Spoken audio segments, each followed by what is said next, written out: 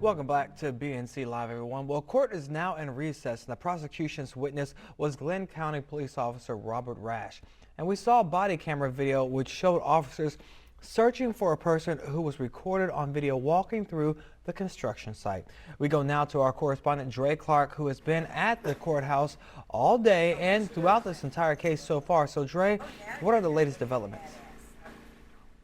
Well, Shannon, we have been listening to the Glenn County police officer who went to that home to investigate what he called an intruder or an act of trespassing. But that's really what happened yesterday is overshadowing any testimony that we hear today. And that is what defense attorney Kevin Goff said in court yesterday in reference to Reverend Al Sharpton being here and sitting alongside the family on Wednesday. By now we know his comments have gone viral when he said that we don't need any more black pastors coming into this courtroom.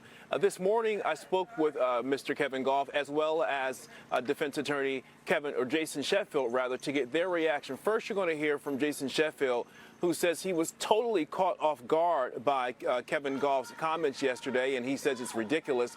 And then you will hear from Kevin Goff and us asking him if he believes his comments yesterday were in any way racist. Take a listen.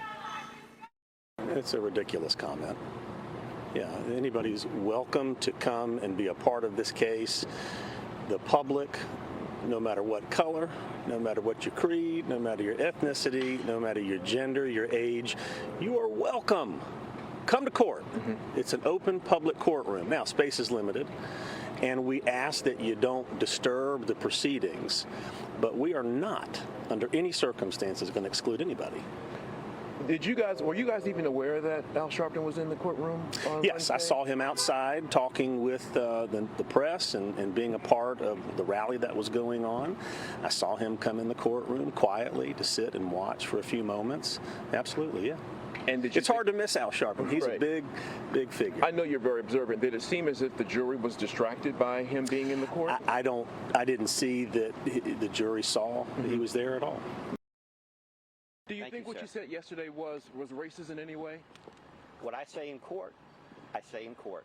If you want to talk to me outside of court, we can, but we can't do it right now. Do you okay? plan on apologizing to Ahmaud Arbery's family for suggesting that black pastors shouldn't be allowed to sit next to them in the courtroom? I'm sorry. Are you asking me, what is your question again? I'm asking you, do you plan to apologize to the Arbery family for suggesting that black pastors not be allowed to sit next to them in the courtroom? I guess you'll have to watch the proceedings this morning. All right. So you plan to address it inside the courtroom this morning? I guess we'll see. Now take a listen to Kevin Goff when he went inside the courtroom this morning before the trial started. This is what Kevin Goff stood up and said in court. Take a listen. If my statements yesterday were overly broad, I will follow up with a more specific motion on Monday, putting that and those concerns in the proper context. And my apologies to anyone who might have inadvertently been offended.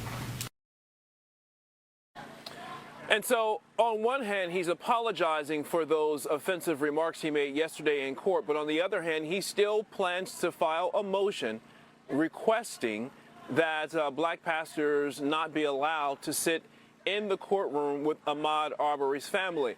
We know Reverend Al Sharpton was invited here by both Wanda Cooper Jones, who was Ahmaud's mother, and Marcus Arbery Sr., his father. They wanted him to be here to pray with them, and they invited him to sit in the courtroom with them as well. And so Reverend Al said he believes that what Kevin Goff said is absolutely arrogant and racist, and he has every intention on coming back here to sit with the family. Shannon? Dray, I have some questions for you about that. Before we get to that, I see some movement behind you. I hear some chanting. Well, can you describe the scene there right now? Yeah, typically what happens is we're now in a lunch break, and so usually after the first half of court is over and we break for lunch, Ahmaud Arbery's mother and father will come out and speak. As a matter of fact, Chris, if you can just sort of turn the camera this way, you can see Wanda Cooper Jones is speaking right now. She is surrounded by cameras. You can't see her face, but you can see those cameras around her, and almost certainly they are asking her about the comments that Kevin Goff made yesterday, and then his apology, if you want to call it that he issued this morning. So that mantra you're hearing behind me, justice for Ahmaud, is what these supporters say every day whenever they see Ahmaud's mother or father outside the courtroom. But that is Wanda Cooper Jones speaking right now. And Shannon. I can only imagine what the parents are going through to have to now be on day 6 of this trial and to continue hearing all of the rhetoric, the testimony that they've been going through, and then yesterday Mr. Goff's comments. How has their energy and their reaction been when they've come out and talked to the press? Well, this morning we did speak to Wanda Cooper Jones about this. In fact, I'm not sure if we can cue that sound up, but we did speak with her as she walked into court this morning. She is no doubt very uncomfortable, and she's very disappointed that she had to listen to Mr. Goff say those things in court yesterday and say what many people believe were racist comments, and saying that no more black pastors should be allowed in court. As a matter of fact, let's go ahead and let you listen to Wanda Cooper Jones in her own words. Here it is. What Goff said yesterday was very insensitive. I don't see how anyone could see Al Sharpton's presence as being something that was negative. He knows that my family and I are going through some very, very trying times, and anyone who can come and sit with us to give us any sort of inspiration and encouragement, I mean, it can't be frowned upon. It's all good. And we've been told that it's possible maybe some more pastors will come in the future. What do you have to say about that? They will be embraced, because at this time I've made it this far because of prayer and from the God that I know. And if they want to come and help us out and pray with us, I mean, they're more than welcome.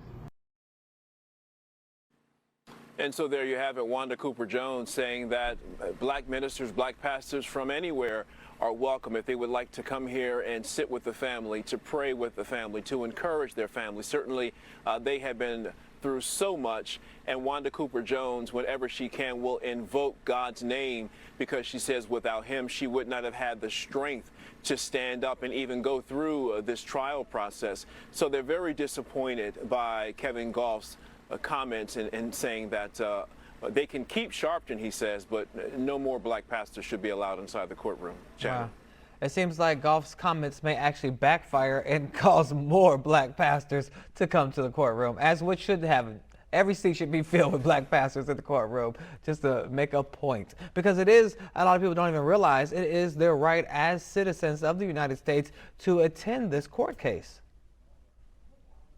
Well, and this is the South. This is the Bible Belt. So there are no shortage of black pastors or black clergy members here in the South.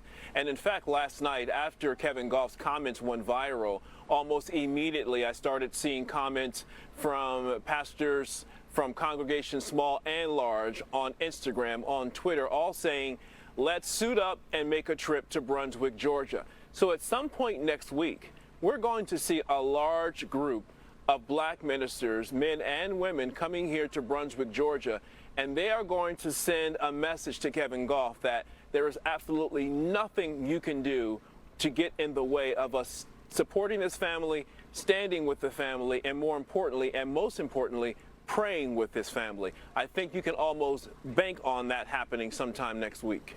Well, I think they will invite all those with positive energy to come help and support the family. So, Dray Clark, thank you so much for staying on this case throughout this entire time. We're happy you'll continue to stay there to bring us the very latest. Thank you so much.